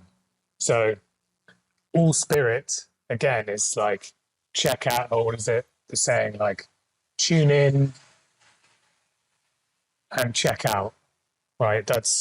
And you get like the sexual revolution of the 1960s, which is like they're rejecting the old order, but then they check out of society and they go too far one side, right? And maybe the previous order of the 1950s and the warfare of the 1940s was too far the other side. And everyone thinks that you need to balance that out by swinging all the way over to the other side of the pendulum, but you need that middle line. And also the people who aren't in the middle, like they're just not as cool. You know, they can't joke about like dark stuff or whatever and like have a laugh, because they're all like, no, everything has to be pure like this. I don't know. It's not my vibe. No, I agree with you. I think it's the whole like neuroticism idea. I mean, there's duality in everything. This is something that I've been thinking about a lot in the last year or so. But just the duality of all of it, the idea that when you go too far to one side, you become a tyrant. The other side, you become a nihilist. When you accept the fact, or at least make the effort and put the energy into becoming a resilient, robust human being with resilient, robust physiology and mental and spiritual states, you can risk going a little bit on that side and not just like chaining yourself to like three people that all think the exact same as you. You can have conversations with people that necessarily don't align with you, or even hang out with them, or even go to places that that maybe don't put you in like the most spiritual state. I don't know if that makes sense. I just think it's interesting. Yeah, makes perfect sense. Duality. Man, I got a question for you. Have you always been like this thoughtful and this insightful? Have you always like been curious about the way of the world? Yeah. Ever since I was like, I don't know, 14. What was the impetus, do you think? So I think the original impetus was because I was raised in a normal household, but by a single mother generally. And she was really into alternative therapies. Okay, and so she didn't work as a homeopath, which is a particular type of therapy, medicine, but she does now. But when I was a kid, she had her own business. She did like a villa rental specialist kind of thing around the world, which is one of the reasons I spent a lot of time in Greece, like I said at the beginning. And as such, I never received any of my childhood vaccinations. And because of that, but I like was still alive and still healthy and seemingly completely fine. You know, I went to India with a few friends after I graduated high school for like a month. They all got like all of the necessary things that you needed to get. I didn't get any of them. They all got diarrhea, and I was completely fine. So basically, that sort of informed me. Okay, well, there's the way you've been told that it has to work. Otherwise, it's life threatening if you don't do it this way. But I've just by not my own decision done it all in this different way, and I seem to be absolutely fine. So that sort of informed me that maybe there's alternative ways of doing things, and then that obviously leads to just thinking about things in different ways. And I've just always been fascinated with human psychology, like civilizational cycles, the the nature of man and whatever, both the physical nature of man, because I was an athlete my entire life, played rugby up until the age of 25. So from like 9 years old to 25, and other sports, but that was like my highest level. Um, and so, yeah, and I came to realize like the physical body informs your spirituality. You need both. Like you can't, and again, everything what I would look at was too one-sided. It was like, oh, if you want to be spiritual, you have to like eat a particular way, like fast a particular way. Everyone I met who was spiritual, I was like, what the fuck? Like, I could break you in half. Like, what's wrong with you? Yeah. You know, do something. And they were all like, very sort of slow and labored. But I was always fascinated in spirituality. It came to me very easily conceptually. So I was like, there's got to be a middle way. There's got to be a way that like you can embrace your physicality and aggression and, be like a warrior, but also like understand universal principles and the importance of love and those kinds of things. Well, fuck. There's a lot of things I want to talk about right there. The childhood vaccination question. So as far as I understand it, I have all of my death preventing jabs from a kid. And I'll say this, I'm open about this. The biggest regret of my life is getting the COVID vaccine.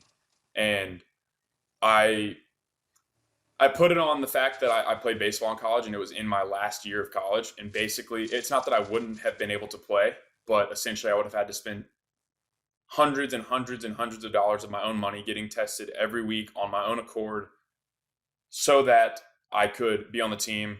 And basically, even if somebody else got sick and I had already been tested negative, then it would have just caused a lot of problems. I don't know if regret's the right word. I don't know if I would have gone back, I would do it different. I don't know. But it's something that I think about a lot as one of the... I don't know, dude. It's a point of contention in my own soul. I really do mean that. So my question to you is like, what are your thoughts? And we can get esoteric with this in terms of like the childhood vaccines. What are your thoughts on that? So the principle of like cures alike is a sound principle. And that's the principle behind vaccines. You take a little bit of the poison and you inject it to stimulate immune response. However, you have these many other ingredients involved in these vaccines, which are used as binders and stabilizers. You have like, how do you stabilize a virus? You need all this shit to be put in there. And maybe they don't use mercury anymore, but they used to. But there's formaldehyde and there's all these other things. It's poison. And my personal experience is it is unnecessary. Like there are many other ways to ensure and maintain good health. But that being said, I'm not saying that like the childhood vaccines are a bad thing necessarily, even though I did just call them poison. But basically, I mean, it's also been proven pretty substantially that they have been the direct root cause of the increase in allergies and various other immune disorders that occur later in life, or at least they've contributed to them. Well, and RFK will and many other people will posit the autism correlation as well. See, it's just one of those things. Like we live in this time. We live in this period of time. I have a tendency to look at things through like tribal and in our ancestral ways, like I've mentioned, which maybe is not a good thing, because the way that I think about it, and this might sound really calloused, I don't know, but childhood, like infant mortality was a thing for 99.99999% of humanity. I want to clarify, I'm not stating that I support children dying, right? Like I'm not saying that, but I'm saying most of the things, it's like we're nerfing ourselves we're nerfing ourselves as humans. And I think in Sapiens, Yuval Harari, or whatever his name is, states that he posits that the essence of the agricultural and industrial revolution was to increase the lifespan of human beings while decreasing the quality. Hmm. And the often counterpoint to most ancestral health, or really anything to do with ancestral philosophy or life, is the lifespan. When in reality, infant mortality is the large is a large contributor to that, because the people that did, like you, for example, you're a studly, robust individual now. You made it through that infant state. So the Hmm. people that made it past the infant state of intense vulnerability to external forces, be that disease, other tribes, predation from animals, whatever, the ones that make it past that are the ones that live those long and robust and vital lives. So it's just something that I think about as it relates to my own Hmm. life, and the fact that I don't know how many vaccines I have. Uh, I can tell you that I'm done with them. So I mean, we'll see. Maybe I'll fall dead next year. We'll find out. But No, um, you won't. the thing you brought up about the vaccines kind of challenging a truth that was said to be like unquestionable. I think that that's actually an interesting point I want to harken or dive into. I think there's many ways of doing that, of opening somebody's eyes to that. And for me personally, it was a relationship basically got cheated on, and the thing that I think about is like, okay, I thought this one thing was as true as something could be, like the love that I had and that we shared. And this is kind of sappy, I guess, but I thought, like, you think of this thing as love, as real as anything else, and then it turns out that it may not have been. And what that kind of did for me was like, wait a second, if this wasn't true, then what the hell else isn't true? Maybe the health system, like all these things that I've been told. So Hmm. um, I don't know. That was kind of a long little ramble there. No, no, no, I get it. I get it completely. Um, yeah, I think the healthiest thing to be a fully actualized individual is to look at all of your thoughts and preconceived notions over things and say, are they mine? Does this belong to me, or has this been put into me by someone else or something else? Um, and then, yeah, things will happen in your life that will inform that, because you'll be you will have thought one thing, and then suddenly you'll get, like, the hammer will come, or the scythe will come down and show you that it's not true. And this opens the door to questioning everything else. That's a difficult thing to do, because people will get lost in this idea, because a lot of people need stability. So they need the stability of an institution telling them how to live correctly. Okay, and that's fine. That's totally fine.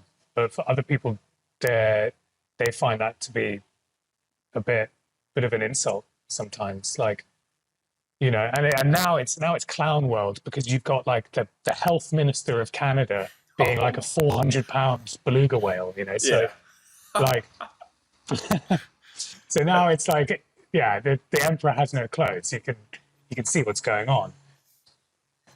But again, I don't judge the people who need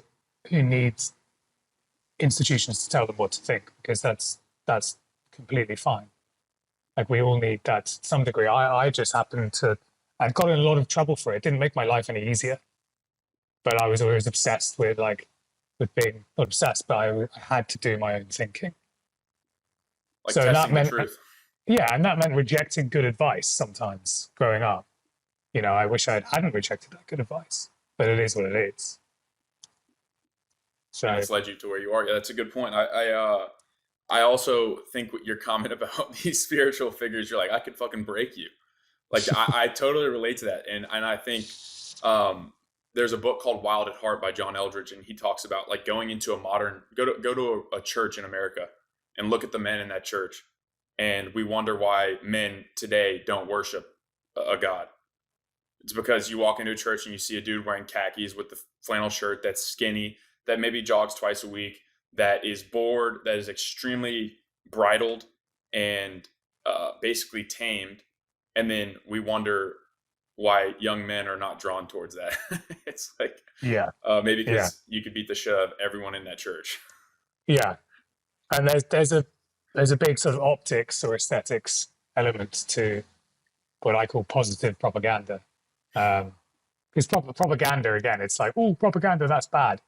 Okay, yeah, it can be bad, but it also can be good. It's a tool, and like all these things, if you don't use a tool, but the people who have that the people who want to do something that's not in your interest use the tool, then you're necessarily going to lose. Like the horse example that you gave.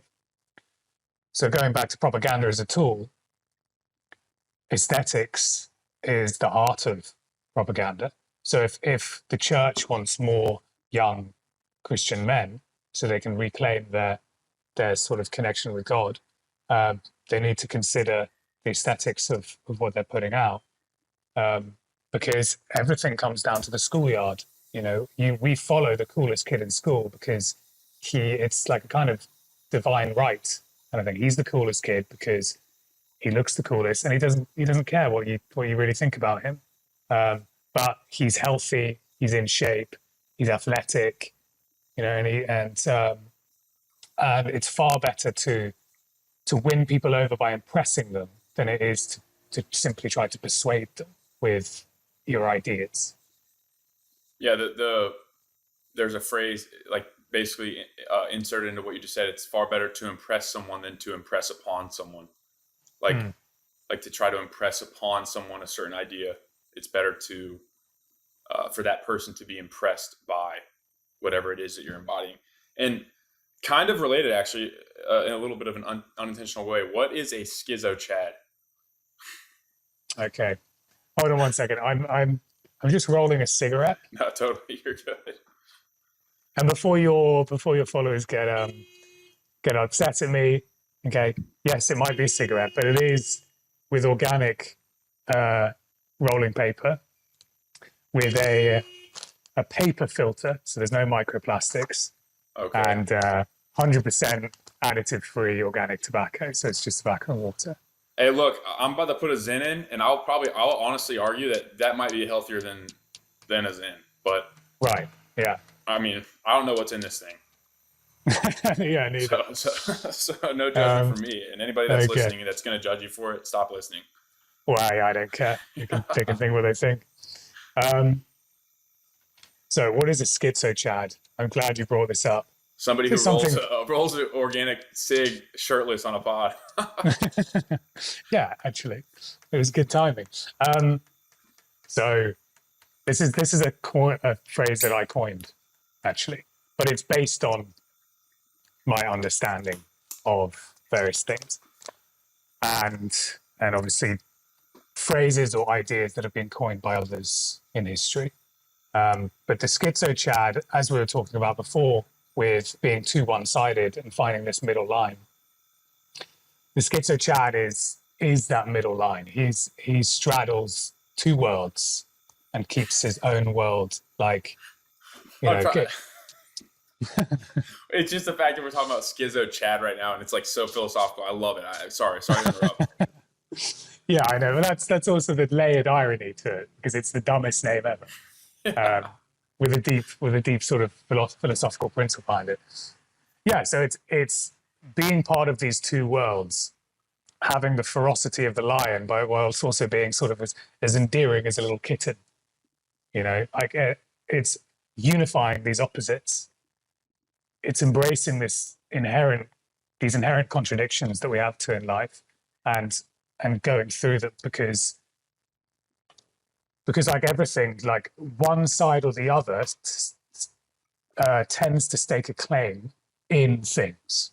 So like, you know, spirituality was previously the claim was either taken um, by these sort of like airy fairy hippie people, right, who don't really have a direction, and as such they ruin it for other people because it's like, well, now this just it seems cringe, and I don't want to be involved in this kind of thing, you know. But there's good things to glean from those thought process or that lifestyle or whatever that you can take with you. So the schizo Chad takes from all the different sources and makes it his own. And it's based on the idea of, so in a thread that I wrote about it, which was based on the idea of three men, or three archetypes primarily, and who were personified by three men in history. Okay, and this was written by a lady called Savitri Devi, who was a Greek slash, she wasn't Indian, but she changed her name to be Indian in the 1950s.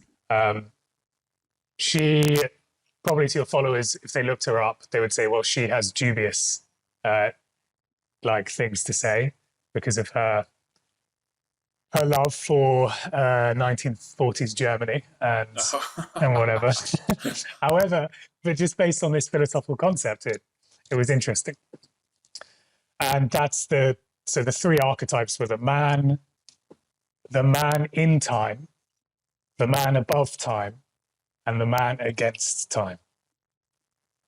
So the man in time was, the example she gave was Genghis Khan.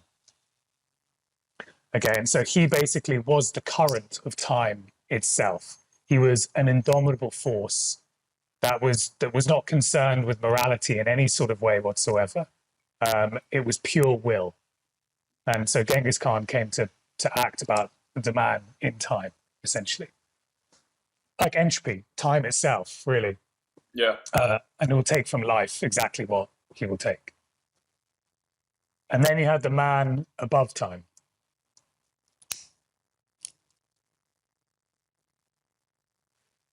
The man above time, the example was King Akhenaten in ancient Egypt.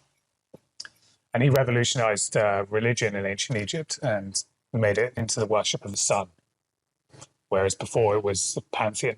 So he created a monotheistic religion in Egypt. And he was extremely profound, but he was above time in the sense that it was the way he viewed life couldn't be applied in life. It was ethereal, it was above it. It was like, here's the truth, do with it as you will, and so change doesn't really occur from that. And so, yeah, kind of Buddha, I suppose, would be another example of the man above time. They've checked out to a certain extent, but what they're expressing is divinely true. So perhaps that would be the example of what the rebel monk was talking about, where the people that kind of spend their life in the meditative state like that. That would be an example of somebody who is above time, or the man above time. That's right. Yeah, that's right. And then the man against time was the third archetype. And so the man against time was the combination of the man in time and the man above time. Okay, and people can look up Savitri Devi's own example of who the person was. And I'm not necessarily going to say I agree or anything like that. I think I know who you're going to say. Okay, I won't say. But we're just dealing with the archetypes themselves. Yep. Okay, so the man against time. That's it. The man in time is only concerned about individual salvation of the soul. Essentially, the man in time isn't concerned about that. He's concerned about worldly dominance, and the man against time is concerned about both the individual and the collective. Okay, so whether or not Savitri Devi's example is correct, that's beside the point. But the schizo Chad is more similar to the man against time. He is both one leg very firmly rooted in the material and the other leg very firmly rooted in the spiritual. And this is also to do with the unifying of the brain hemispheres. So you've got the left side of the brain and the right side of the brain. And the left side is the male aspect, logic. That's the order. Rational order. And the right side is expression, creativity, and chaos, the female aspect. And we unify these poles and we get the divine solar principle in sort of esoteric schools. And so, yeah, we're like, this is that middle line that people, like men of substance, need to grasp and The take with them. schizo Chad. The it's schizo it's Chad. much like a term that I've heard, the jock philosopher, or the jock philosopher type Yeah. ordeal. Or Musashi would be another example of somebody Yes. I would say is a Miyamoto Musashi would be a man against time, somebody who was concerned with uh, both like the individual and the collective. That's right. Perhaps a more palatable version of the man against time than the lady you're speaking with, for example. Probably. um, dude, I want to read a tweet that you put out. I thought it was fascinating. God set up the game, and you are an avatar in the game. God wants you to win the game. In fact, he eagerly is waiting for you to win so you can join him on the outside of the game and cease to play the game. What does that mean? Okay. So it's quite a deep concept, right? And you got to frame it with these two different understandings of reality: Hermeticism and Gnosticism, let's say. So one is that it's a school, and the other one is that it's a prison. Okay, and this is something that I've battled with in my growth and understanding, because, and to me, it can be seen as both. It is a prison that acts like a school, and it's a school that acts like a prison, depending on how you choose it to be. Okay, but this metaphor of the game is essentially that we are immortal. Like I said earlier, we have these two egos: this immortal ego and this transient ego, and we have an immortal soul which enters in and gets sort of jacked in through the central nervous system, and we're in reality. This is extremely sort of hysterical. People think I'm such a loon. Dude, I don't give a fuck. This is let me interject. This is where the selfishness of the podcast comes into play. Like, I'm enjoying this immensely, so I really don't care. There could be 3 people that listen to this. It'll probably be me 3 times. So go ahead. Yeah, no, the whole world will listen to this. So yeah, so we are this immortal being, right? But we're jacked into our central nervous system, into a physical body, to live out experiences, to inform ourselves of who we are as an immortal person. And it's a game. This is just the conception of life. It's a way to view life. And instead of God being this great punisher or this super like gifter, he sort of, we do it to ourselves by playing this game, and he just wants us to win. And he's on the outside. And he's like, "Come join me on the outside," But you've got to play the game, and so necessarily we have to play the game. And it's a way that it's a conception of life that I've used to deal with some of the more disastrous things that have happened to me, and it's been very helpful. Would the outside, would that be comparable to heaven? Would that be what you would perceive heaven to be? Like going through the game, winning the game, and then hanging out with the creator of the game, essentially. Yeah. That's fascinating. Because I had never thought about it that way, and it reminds me of a soul bra who I know you're acquainted with. A quote. This might have been like 2 years ago. He said it was like an affirmation, basically, and it was like, "God is aggressively in my favor," and I think that's pertinent to what you just said. It's like God wants us to win.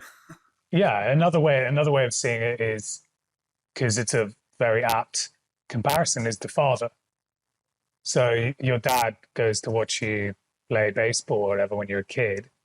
Right? He can't play it for you. You have to play it, but he really wants you to win. And will encourage you everything you do, but it'll also like it'll allow you to make your own mistakes, because otherwise you won't integrate those mistakes. And if he just tells you don't do this, so it's like the ultimately wise father. Yeah, dude. That in Christianity, God is referred to as Heavenly Father, and I've actually had this discussion several times. That's a phenomenal example because a good father, in my eyes, would let you lose as well, because he wants you to win the long game, not the game. And it also can be said for the mother. Jordan Peterson talks about this as well. It's a quote that somebody else said, but the good mother necessarily fails, meaning she wants to protect her young, her child, her offspring from the ferocity of the external world. But if she is successful in her endeavor, then her offspring will not be competent to exist in that external world. So a good mother must necessarily fail in protecting her child. And I think it's the same in a different sort of context for the father. That's a phenomenal example. And then this sort of brings on to the next analogy that I grapple with as well, which is, say you have two fathers and they're both equally successful, incredibly successful, billionaires, let's say, right? They both have a son. One father doesn't like the idea of his son exceeding him or matching him in like his life potential, and so he puts his son down, and his son is forever living in his father's shadow. Now the other father with a son desperately wants his son to do better than him, to exceed the glory that he created, or at least rival it. Now, if you were to ask yourself which father is more virtuous, you would say the second father. Okay, so this is a way to sort of look at God and your relationship with God. Is that, like, I don't think God just wants you to, and this might get me in trouble with the more sort of Christian elements. But I don't think God just wants you to purely serve him. And this is the idea of getting outside the game so you can be with him. He wants you to come up to his level. And that's extremely difficult. And like, and and maybe sacrilegious for me to say that. And I don't mean it in a way where you're trying to usurp God, because that's not the case. It's not about that. But in a way, we are these small embers of the greater fire, and we want to create that same fire eventually. I would agree with that, and I don't think that it's sacrilegious. I think that I heard a Christian figure, I can't remember who said this or was laying this out, but basically the idea is that we were once unified with God. We were once like the Adam and Eve story. We were once in entire unison, and perfectly married to God, as one with God. We as humans fell from that marriage, and so now through it's the way that this person, I can't remember who it is. But basically they're saying that the goal of life now is to regain that connection, or as much as that connection as we can, through conscious effort, through consciously obtaining it, which, to tie back to your game analogy, would be to play the game. And my question to you about that is, how does somebody lose the game? So I would say on a long enough time scale, you don't lose the game. It's how quickly you win the game. Perhaps there is a way to lose the game, and there are certain things you can do in your life that are truly, truly horrendous. And destroying innocence is that, basically. So if we're pedophilia, for example, there are probably things that you can do, which means redemption from that is, I don't know, impossible. But this idea of being one with the divine and then separating it, like the fall, this had to happen. And this is where the parable of the prodigal son comes in. So, you've got the father, he has two sons, and one son stays on the farm and tills the land, and the other son goes to the city and whores and gambles and loses his inheritance and comes back. And the father allows him back in with love and thank God you're back. And ostensibly that can seem unfair because you're like, well, he did all the wrong things. What about the other son? You're just going to let this guy off the hook? But this is a metaphor for this greater cycle that we're in, where we separate from the spirit and we had to go as far away from the spirit.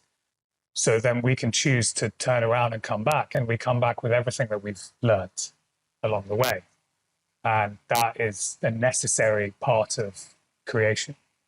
And it sort of has to happen in this manner. So we can leave the spirit and come back to it consciously, rather than just remaining unconsciously there.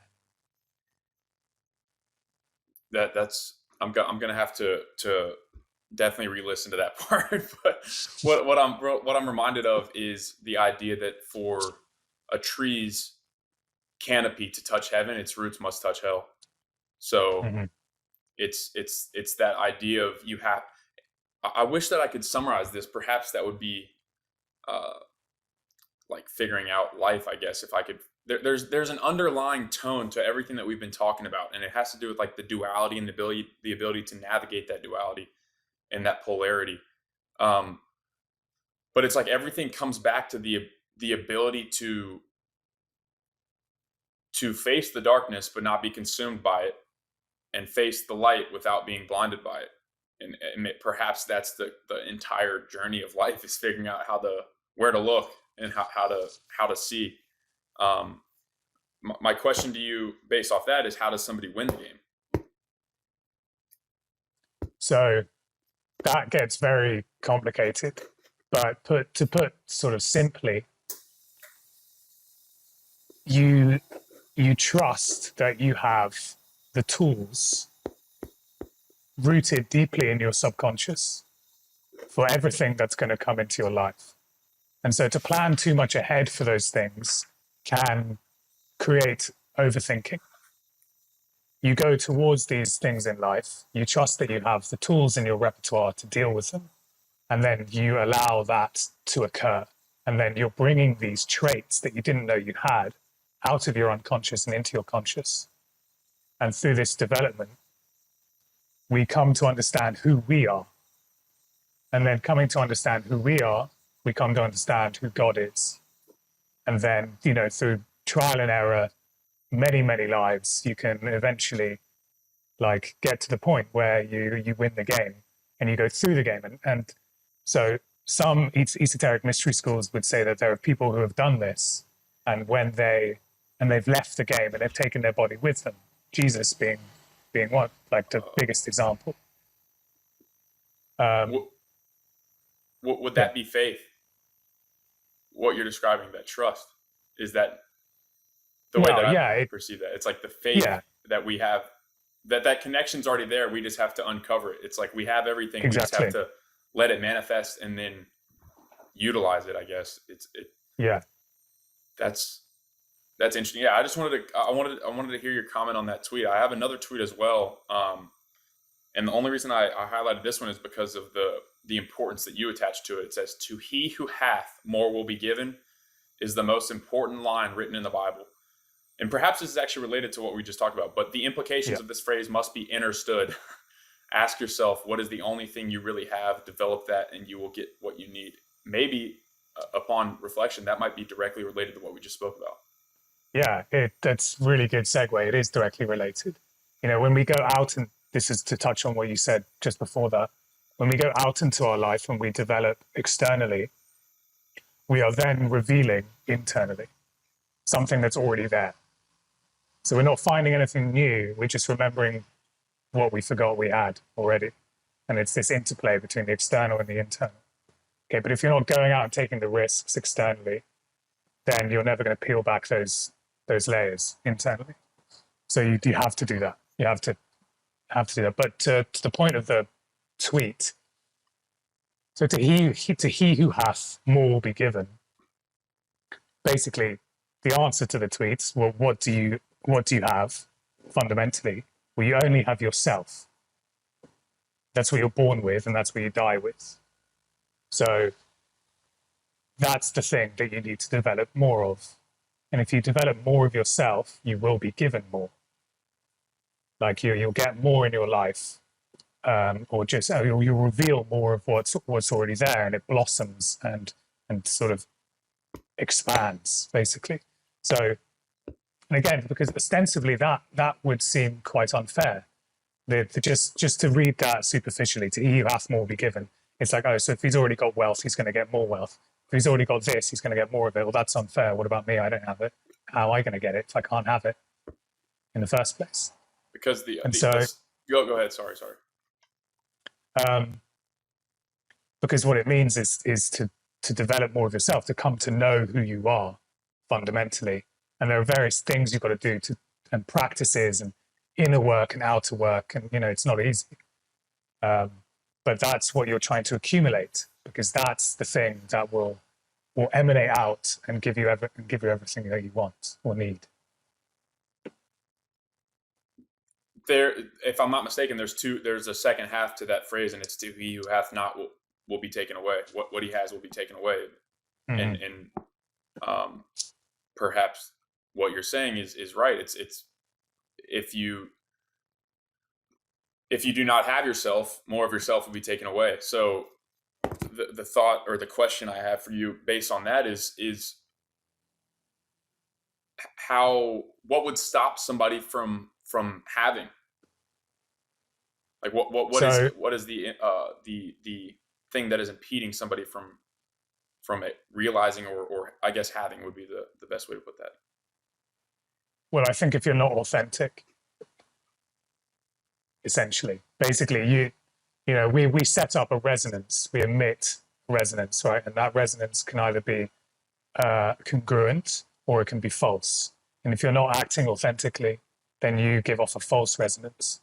Okay, and your things will come towards you because that's the way it works. But those things will reflect who you are or who you're behaving like, who you think you are. And if it's not authentic to actually who you are, the external world will reaffirm that to you. But if you are living authentically, you can give off this congruent resonance, then the things that come into your life will affirm yourself more. So you can lose yourself by not being authentic. And then you might, if you've lived an entire life of inauthenticity, you'll forget who you are actually authentically. And then you die, and God says, in this intermittent period, maybe before you start something else, God says, like, okay, so what have you brought me? And you go, wow, look what I did for this person and this person and this person. And God will say, yeah, but what did you bring me of yourself? Did you bring back 10 times more? And that's what we need to try and do. And you can only do that. That's the gift that we give to God, essentially. The parable of the talents, if you're familiar with that. No, I'm not actually. The parable of the talents is basically, I believe I probably am messing this up, but a master gives each of his servants a certain, like a talent.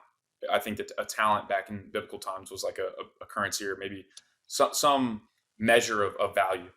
And he gives them each a talent, and one comes back with 2, and one comes back with 10 or something along these lines. Like I said, please forgive me if I am botching this. And the one who comes back with 1 says, look, master, I brought you back your talent. And he's like, what is this? Like, what do you mean you brought me back the talent that I gave you? And he was much more receptive to the servants or servant that brought him more than he gave him. So I think that's directly related. Mm-hmm. Yeah. That's interesting. I need to touch back up on that, because that's definitely not the exact way that it goes, but it's the general gist, and I think it relates to what you just said. Yeah, and if we all live our lives with this idea that we're trying to multiply the gifts that were given to us, and so if you don't have gratitude for what you already have, can't really expect to get more of it. And that's the multiplying effect. You have the gratitude already, and then you move through life towards the destination that you want to go, and you let the chips fall as they may along the way. and you maintain your authenticity and your heart resonance, this congruent resonance that you're emitting. And that's, you know, that's kind of the simple guidebook. Yeah. If only it was this easy, that'd be perhaps it wouldn't be worth it. But I keep digging one layer deeper. But how does one live an authentic life then? How does one live authentically? Okay, well, it goes back to understanding the difference between your present personality and your permanent personality, or your transient ego and your immortal ego, right? And then you try and marry the two of those, so you realize, okay, this is what's going on. Um, you become self-aware of your own thoughts, feelings, and actions. You try to bring them into congruence. You need to reflect on them, and you say, is this mine or is this not mine? If it isn't mine, what is mine? And you peer into that, and over time, you try to make a cohesive, like, conception of self and also worldview. And then you sort of get to the point where you naturally you want your conception of self to be mirrored in your worldview as well. Okay, and that's like when you're truly authentic, proper creators, successful people, they then implement their internal world externally. You know, and that's what we really need to do, because the people who are imprinting their internal worlds externally at the moment are, in my opinion, the wrong sort of people. We don't want them to be doing it. You know, so it's been incumbent on all of us to do the same process, so then we can see it reflected. But first, yeah, you need to be authentic, and so you need to cleanse your lens of perception. You need to look at your thoughts, feelings, and actions, and work out if they're yours, and find your motivation for things. And this is sort of Jungian shadow work. Yeah, and this reminds me of a little bit of you and Solbrow's discussion, and we won't get into it today because we're already at the 2 hour mark. But perhaps part two we can discuss like the parasitic cleanse that you guys spoke of, and how that relates to this. Is that something that you would consider related to this? Related to that like cleanse that you mentioned? Yeah, I think so. Yeah. I don't know if it's necessarily like the most important part. I think, all is the mind first. And then, but of course, we can have these physiological impediments in the Sure. way from us coming to understand who we are authentically. Are you familiar with the quote "strong"? I don't know which one comes first, and I guess it's actually very important to the meaning of the quote. But the strong body and a strong mind, or strong mind and a strong body. Yeah, I am. Do you, Yeah. do you know what's the prop? I don't know which one is correct. What's the order? I don't know which one comes first, but I would say they inform each other. You can't live a mentally sound life, or it's more difficult, let's say, if you haven't got a physically sound life. But if your mentality is purely like you're just to live a physically sound life, then you can't take the next leap up.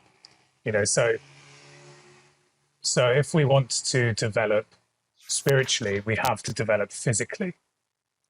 And there's kind of a deep science, I guess, to this, which is that our sense perceptions inform us. It's like information that we take in, and we use that to develop ourselves. So the blind man who's been blind all his life, will have to work very hard on his other sense perceptions in order to get the same amount of information. So that's an extreme example, but if we take like someone who's obese, for example, there's so much sensory information or experiential information that they're not going to be able to get, and then they can't inform their mind or their soul of like what it is to really, like, what's the real purpose or the meaning of this sort of existence. And so they all have to be going, like that. You can't have one without the other. Once again, it's the it's that principle of the polarities. It's you in navigating both, man. That I want to figure out. I want to reflect on that and figure out what the most succinct way to state that principle would be. But like I said, we're 2+ hours in, and I mean, I know you're a busy guy, so I got one more question for you, man. The Tyro experience. Tyro means novice or beginner, and it stems from the Latin word meaning young soldier. And it is my belief that within all of us is a young soldier. It's somebody that's fighting for something. I don't believe that many people, perhaps I'm one of them, know what they're fighting for or even that they're in a fight. But my question to you is, what fight are you in? What arena are you in? Standing firm, picking up your sword, running towards the middle. What fight are you in? So there's a personal and a collective version of that. The man against time. The personal fight is to be the spirit man or the Ubermensch in my own like right and understanding, and that's to build myself up in all of those ways, so I can express myself externally on the world and see it reflected back at me. Again, that's where it gets into the collective, and the collective is literally just to advance, to not fall into the pitfalls that we're currently facing, which are like really dire, to help people not fall into those, so they can also sort of breeze past these traps and continue on their own spiritual evolution, because then that spiritual evolution feeds into the collective spiritual evolution, and the return of the golden age and everything like that, and generally raise the vibrational field of everything, because it's like we can't return.